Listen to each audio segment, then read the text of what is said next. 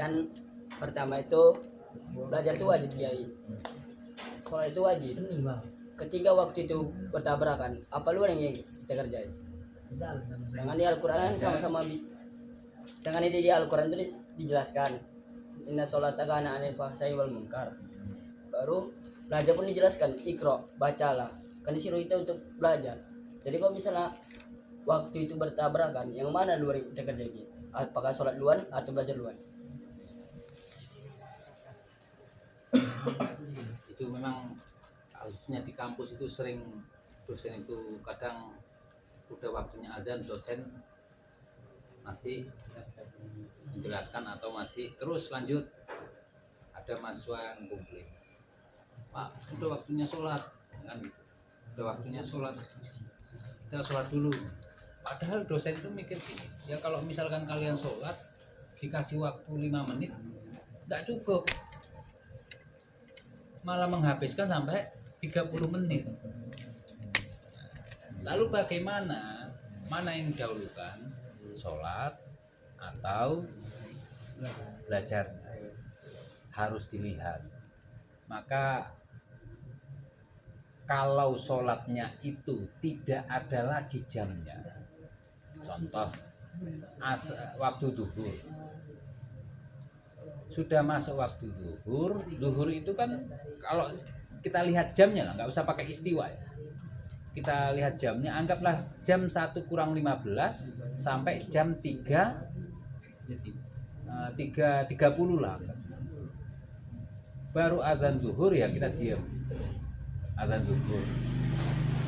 Karena dia masih punya waktu yang panjang, karena kita masih punya waktu yang panjang, maka teruskanlah belajarmu. Karena belajar nanti paling jam 1:30 udah selesai. Baru setelah 1:30 selesai, barulah kamu itu sholat.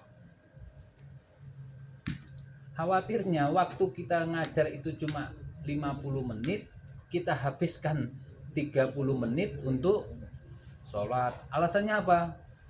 Yang pertama, wudunya rame Pak, di sana rame, akhirnya habis waktunya untuk sholat, belajarnya nggak jadi. Maka dari itulah ada hikmah kenapa kok waktu zuhur itu panjang. Tapi beda, misalkan waktu maghrib. Waktu maghrib itu sebenarnya kalau menurut Imam Syafi'i itu ukurannya di mana orang itu berwudu, setelah berwudu menggunakan pakaian, terus sholat, setelah sholat udah habis waktu maghrib. Maka kalau udah waktu maghrib, misalkan udah waktu maghrib nggak boleh lanjutkan lagi ngajarnya. Karena apa? Waktunya sangat terbatas.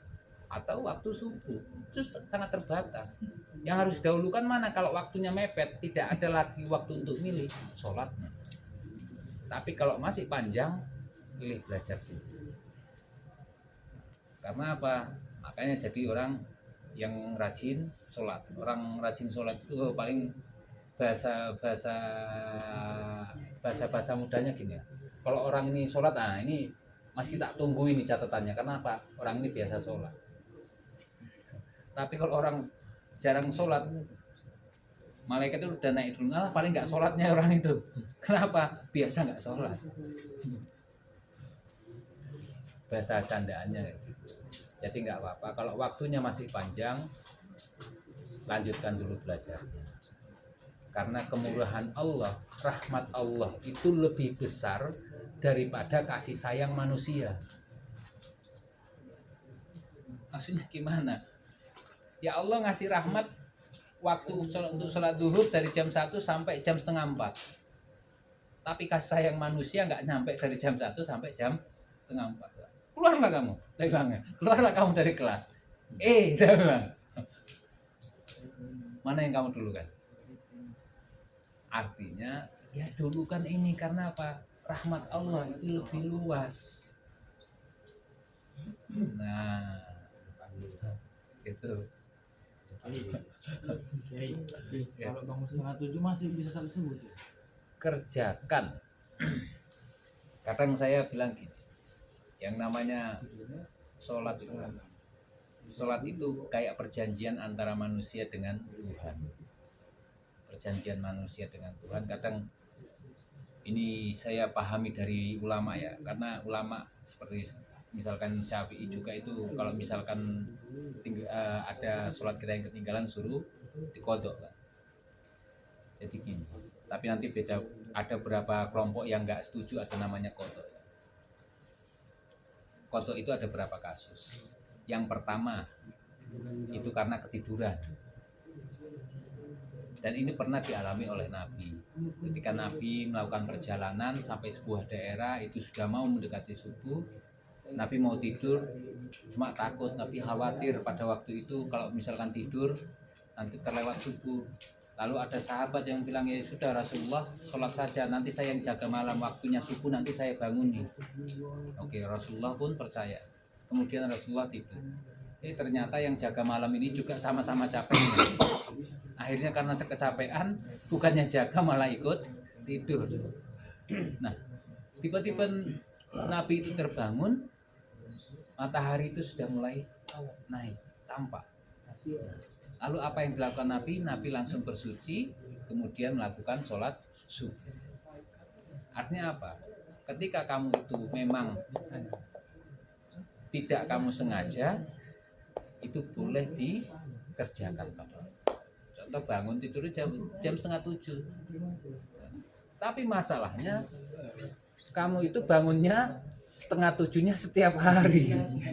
Ini kasus Nabi ini cuma sekali, kita itu setiap hari. Nah itu yang menjadi masalah. Ini yang menjadi masalah, kita setiap hari. Subuh bangun dia cuma tidur lagi. Nah, kalau sudah bangun tidur lagi itu dosa. Tapi walaupun dosa, tetap saja kerjakan. Kalau saya itu mengikuti mazhab yang mengikuti, ya kerjakan, karena itu kewajiban kamu. Itu sama, saya berpikirnya gini, itu sama analogi saya, walaupun dianggap ada yang tidak pas, itu ada wajar lah, nanti ada kelompok yang nggak pas, wajar lah. Cuma saya anggap gini, sholat itu sudah perjanjian. Yang namanya rukun Islam, syahadat, sholat itu sudah perjanjian. Misalkan kamu itu nggak sholat, kan? Misalkan nggak sholat, itu sama dengan misalkan kamu itu minjem, perjanjian kayak minjem uang. Kamu minjem uang sama Najri, jadi minjem uangnya berapa? 20.000. Nanti tanggal 10 aku bayar. Jatuh tanggal 10 kamu harus bayar, tapi nggak kamu bayar karena kamu misalkan ya nggak punya uang, atau kamu punya uang itu malas untuk bayar. Sampai tanggal 12, apakah hutang kamu itu dianggap lunas? Tetap kamu punya hutang kan? Nah, jadi karena kamu tetap punya hutang, lunasnya hutang kamu itu kapan? Saat kamu bayar.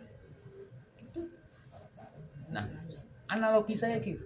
Jadi sholat itu juga, walaupun kamu ketinggalan nggak sholat, ya kerjakan. Karena itu sudah perjanjian. Nggak akan melunasi kalau misalkan tidak kamu bayar. Jadi istilahnya emang kodok gitu ya? Ya istilahnya kodok. Kita tinggal itu kita kodok. Kamu kodok.